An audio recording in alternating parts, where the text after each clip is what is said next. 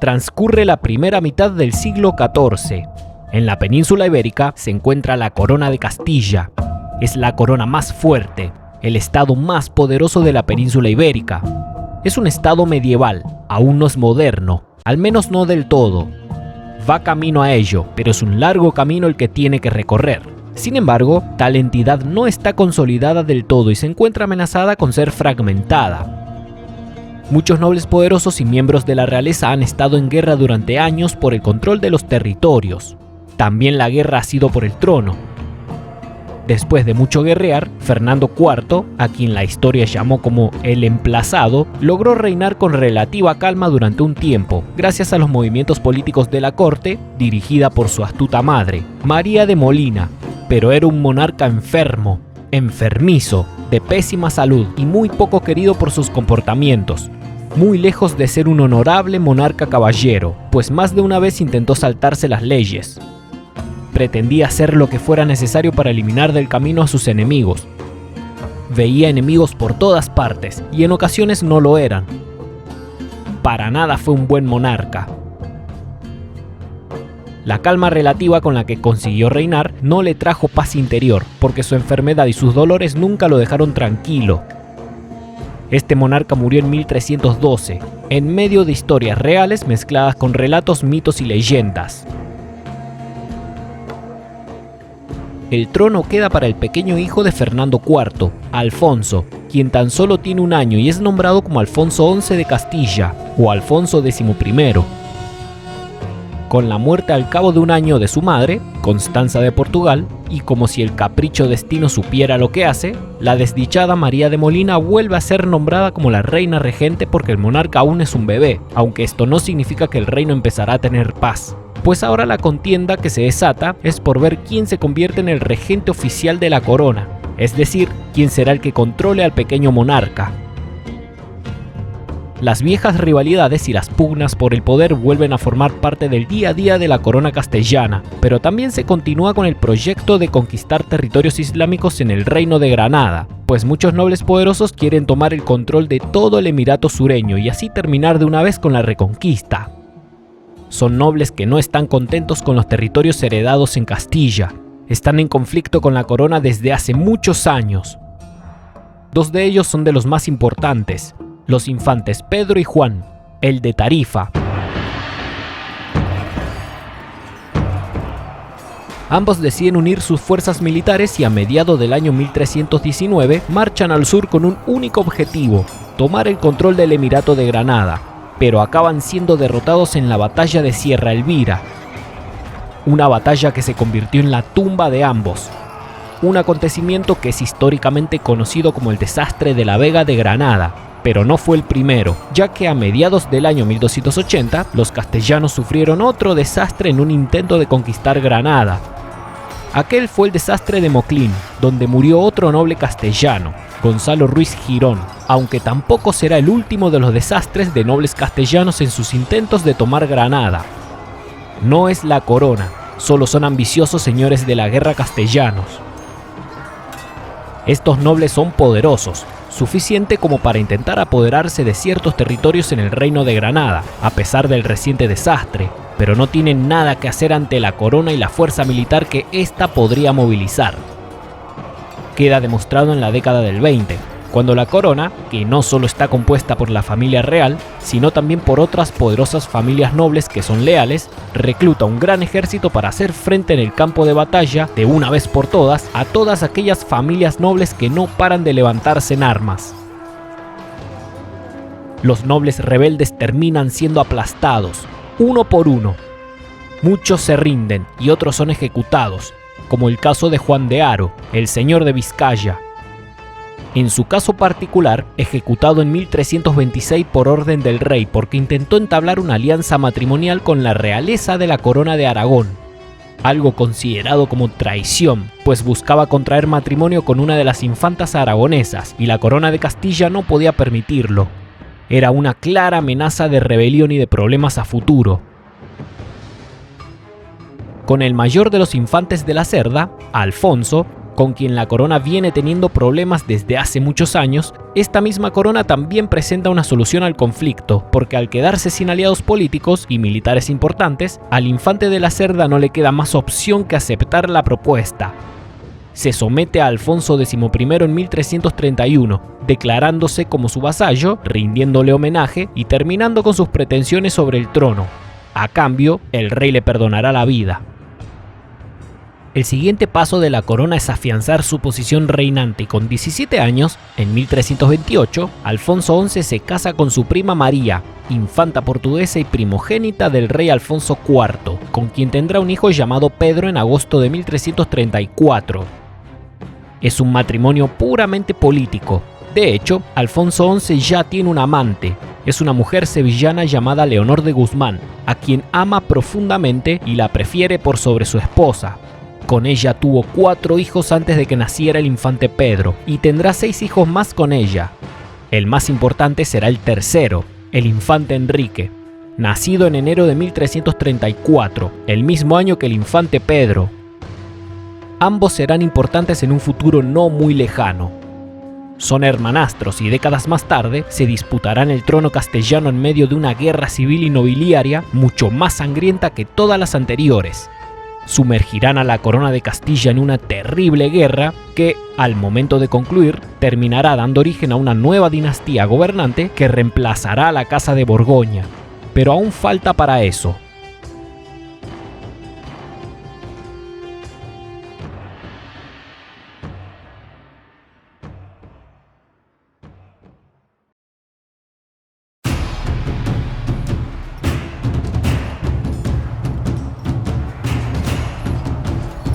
Alfonso XI también generó su propio aporte a la Reconquista, cuando en agosto de 1330, 11 años después del desastre de la Vega de Granada, los castellanos tienen una importante victoria contra los nazaríes de Granada en la batalla de Teba, en medio de una guerra fronteriza que ya lleva bastantes años, una en la que ambos bandos han estado asaltando constantemente villas y plazas enemigas, no solo buscando conquistar, sino simplemente saquear para obtener botines de los reinos vecinos.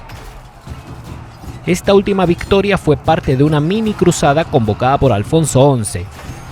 Reunió un ejército bastante grande con el que asedió Teba, mientras otros contingentes asaltaban las villas cercanas. Se desataron varios enfrentamientos en las afueras de Teba, y uno de ellos resultó ser fatal para los moros. La paz a la que llegaron los gobernantes fue de 4 años y el sultán Muhammad IV se comprometió a empezar a pagar parias. Con el pasar de los meses, el reinado de Alfonso XI se consolida cada vez más. Aún quedan ciertos nobles poderosos que tienen reclamaciones y pretensiones que la corona no quiere ceder, pero con el pasar de los años todos ellos serán derrotados y aceptarán ser vasallos del monarca. Todo esto, especialmente la derrota de Granada en Teba, alertó a los meriníes del norte de África, los también llamados benimerines. Se mantienen alerta durante un tiempo, reclutan más y más soldados hasta que finalmente llega el momento de invadir la península ibérica. Lo hacen en 1333. Están aliados con la familia nazarí de Granada. Toman el control de Gibraltar tras estar 34 años en manos castellanas. Entonces, el rey envía un ejército para recuperar el estrecho, pero los moros se atrincheraron tan bien y ahora son tantos que los castellanos no logran recuperar la plaza. La corona pretende afianzar su poder al completo y no tener rival alguno. Es un proyecto muy duradero y que trasciende a una sola generación. No puede ser logrado por un solo monarca. Sería muy difícil. Quizás no imposible, pero sí muy complicado. De hecho, la corona viene realizando este proyecto desde hace mucho tiempo y varios monarcas han pasado por lo mismo, pero es muy difícil luchar en contra del poder de la nobleza, porque es una clase con un poder enorme. La idea de la corona no es el poder por el simple hecho de tener el poder. Lo que busca es el orden, o al menos esa es la excusa, para lo cual es necesario tener el poder. Por lo menos, ser superior completamente al poder de la nobleza en materia legal. La idea es terminar con las continuas luchas feudales, porque es lo que tiene el feudalismo. Lo bueno es que no existen tiranos en el feudalismo, pero las contiendas por los territorios suelen ser bastante frecuentes. Aunque eso sí, las guerras feudales son mucho más pequeñas en comparación a las guerras entre naciones. las guerras nacionales, lo que serán en un futuro las guerras entre estados. Por contra, las guerras feudales son entre señores, entre nobles y en algunos casos entre monarcas y nobles. No se trata de guerras nacionales. También son conflictos armados mucho más pequeños que acontecimientos extraordinarios como cruzadas o guerras de yihad.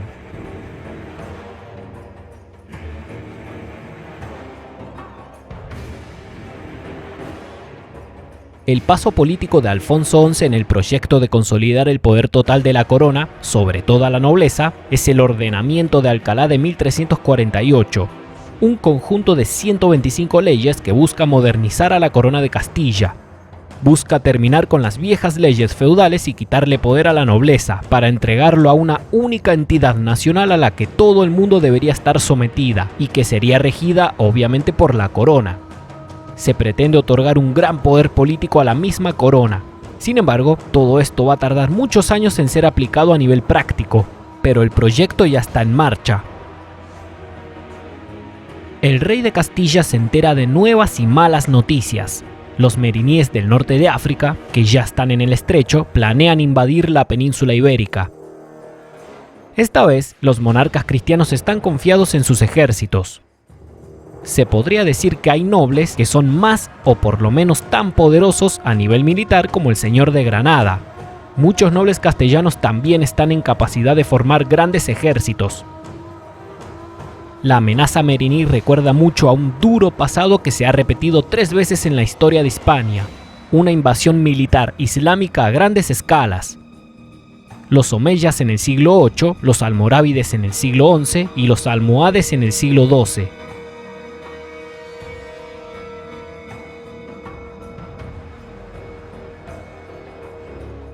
Alfonso XI envía a su esposa María al oeste para persuadir a su padre, Alfonso IV de Portugal, a que acceda a ayudarlo con tropas militares para empezar juntos una marcha reconquistadora en el sur de la península ibérica, en territorio islámico, aunque el rey portugués no acepta porque no está dispuesto a ayudar a alguien que abandona a su esposa en favor de un amante, y menos si se trata de su hija.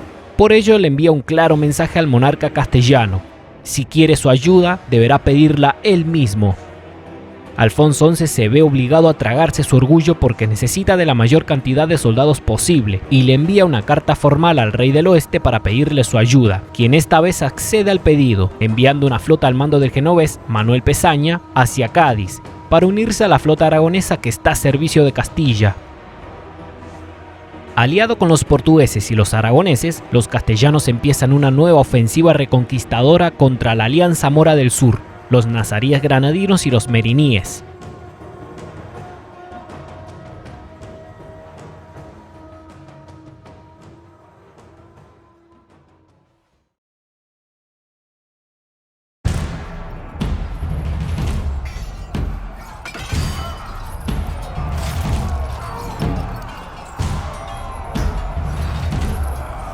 A finales de octubre de 1340 se desata la Batalla del Salado.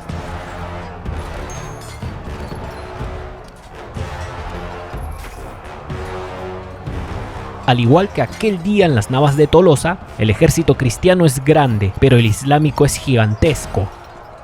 Los granadinos, sumando a miles de meriníes a sus filas, lograron superar numéricamente por mucho al monarca castellano.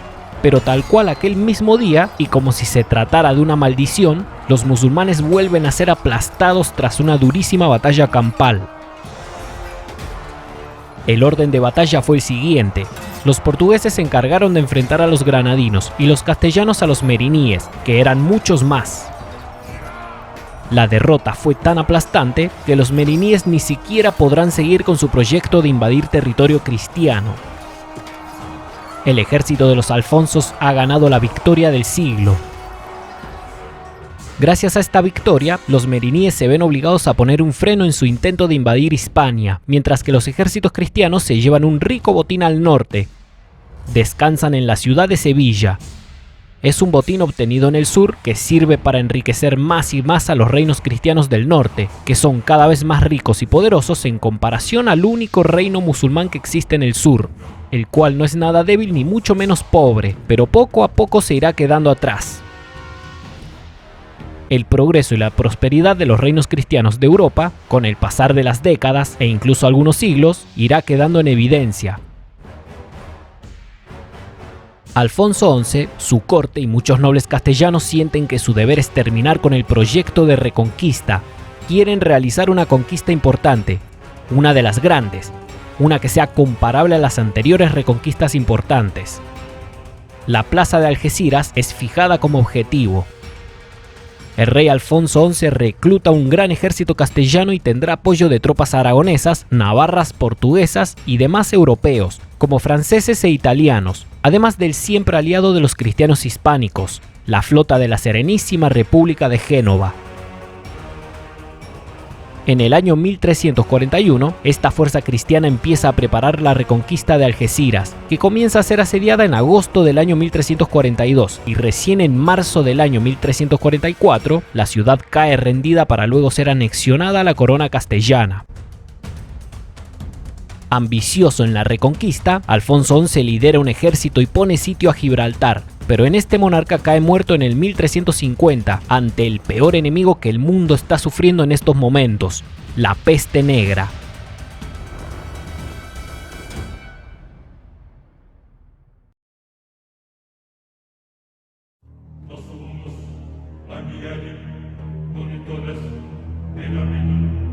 Su hijo Pedro, el que tuvo con su esposa María de Portugal, es coronado como rey y será el último rey de la dinastía, la Borgoña. Es demasiado joven como para gobernar sabiamente. Para eso lo ayuda su corte y a su lado se encuentra un poderoso magnate portugués, Juan Alfonso de Albuquerque. Tal vez mal aconsejado, o quizás por inseguridades propias, incluso puede ser por ambas cosas, el asunto es que este joven monarca toma una decisión terrible que lo cambiará todo para siempre. Con tantos hijos que Alfonso XI tuvo con su amante, con Leonor de Guzmán, todo el mundo sabe que a pesar de que Pedro es el monarca legítimo, su posición como rey no está asegurada y las tensiones aumentan cada día, sobre todo porque el más grande de sus hermanastros es 7 meses mayor.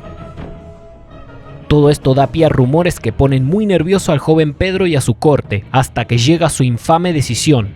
Llega al punto de encarcelar y ejecutar a la propia Leonor de Guzmán, en un intento desesperado de dejar un claro mensaje a sus numerosos hijos ilegítimos. No se va a tolerar una sublevación en su contra.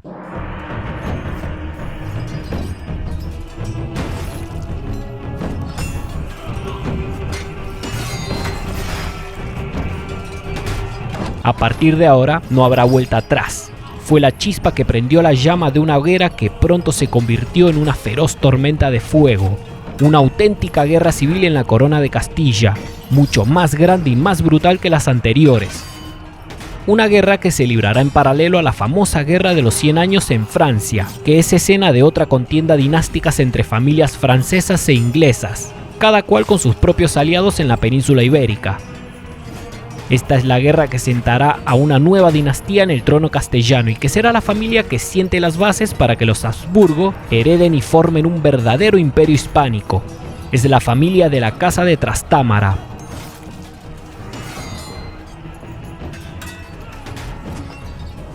Dale like, suscríbete si no estás suscrito y comenta lo que quieras. Nos vemos en el siguiente video.